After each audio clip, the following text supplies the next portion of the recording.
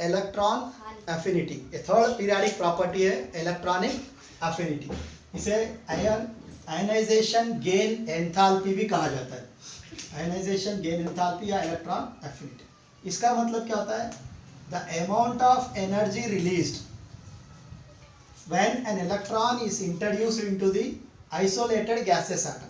मतलब एक gases atom अगर आप लोगे, इस गैसेस एटम के आउटर मोस्ट ऑर्बिट में अगर एक एक्स्ट्रा इलेक्ट्रॉन आप लाकर इसमें इंट्रोड्यूस कर रहे हो, अगर एक्स्ट्रा इलेक्ट्रॉन आप लाकर इसमें डाल रहे हो तो ऑटोमेटिकली थोड़ी एनर्जी रिलीज होगी, क्योंकि ये ऑटोमेटिकली न्यूट्रल एटम है और इलेक्ट्रॉन इसके अंदर आ रहा है नेगेटिव चार्ज स्पीशीज, तो ऑटोमेटिकली ये क्या होगा, इलेक्ट्रॉन को अट्रैक्ट करेगा तो उसके अंदर दोनों से रिपल्शंस होंगे, तो इसके कारण थोड़ी सी एनर्जी रिलीज होगी। सो इस तरह एनर्जी रिलीज्ड, अगर कोई इलेक्ट्रॉन बाहर से कोई इलेक्ट्रॉन आउटर मोस्ट ऑर्बिट में डाल रहे हो तो जितनी एनर्जी रिलीज होगी उस एनर्जी को हम कहते हैं इलेक्ट्रॉन एफिनिटी या इलेक्ट्रॉन गेन एंथैल्पी। इसकी इलेक्ट्रॉन फॉर एग्जांपल देखते हैं, example neutral atom, isolated gases atom लेते हैं M। अगर इसके अंदर आप इलेक्ट्रॉन को इंट्रोड्यूस कर रहे हो जो कि EA1 माना जाता है, तो क्या होगा, इसके चार्ज बढ़ेगा, M माइनस आएगा, इलेक्ट्रॉन लेने के कारण नेगेटिव चार्ज आएगा, EA1 होता है जो कि नेगेटिव होता है। नेगेटिव होना मतलब इलेक्ट्रॉन को खुद हमको एनर्जी रिलीज कर रहा है, that is a exothermic reaction. अब ये M माइनस अगर हम दूसरे इलेक्ट्रॉन को डाल रहे हैं, इसके अंदर पहले इलेक्ट्रॉन को डालने को कहते हैं EA1।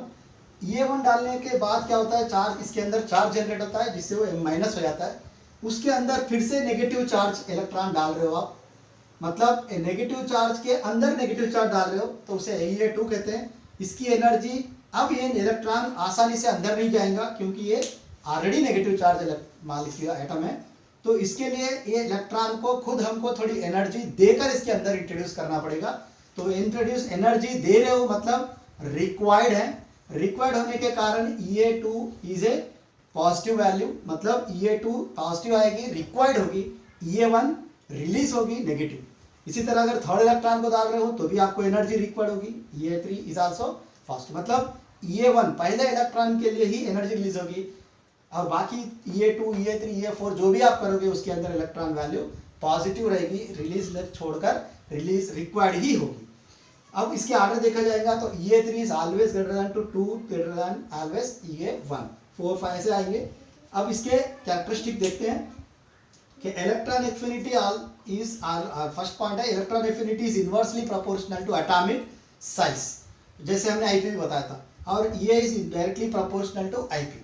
ये एटॉमिक साइज, जो भी एलिमेंट साइज बड़ा रहेगा तो उसके ये वैल्यू बहुत कम रहेगा और जिसका एटम का साइज छोटा रहेगा उसका ये वैल्यू ज्यादा रहेगा। रीजन क्या है कि एटॉमिक साइज जब बढ़ेगा तो न्यूक्लियस से आउटर मोस्ट इलेक्ट्रॉन के बीच का गैप बहुत ज्यादा रहेगा, इससे न्यूक्लियस का अट्रैक्शन आउटर मोस्ट ऑर्बिट पे नहीं रहेगा। इसके कारण ये क्या होगा, इलेक्ट्रॉन वहां पे डालने पर ज्यादा एनर्जी रिलीज नहीं होगी। और अगर छोटा एटम है तो न्यूक्लियस का पावर ज्यादा रहेगा जो कि पॉजिटिव चार्ज है, और नेगेटिव चार्ज को आप इंट्रोड्यूस कर रहे हो नया सा, तो आप उन दोनों के बीच में रिपल्शन ज्यादा होगा तो एनर्जी ज्यादा रिलीज होगी। और आईपी ये is inversely directly proportional to IP भी है। अब ये सेकंड पॉइंट है, ये also depends upon the electronic configuration of atom. ये इलेक्ट्रॉनिक कॉन्फ़िगरेशन पे भी डिपेंड होता है, जैसे कि हाफ फील्ड अगर फुल फील्ड, हमने ऐसे ही देखा था, आईपी में भी देखा था, half field and full field electronic configuration वाले उसके एडजेसेंट कॉन्फ़िगरेशन से थोड़ा सा कम रहेंगे। ये हाफ फील्ड वाले ज्यादा रहेंगे और एडजेसेंट वाले कम रहेंगे, क्योंकि half field and full field configuration stable configuration है।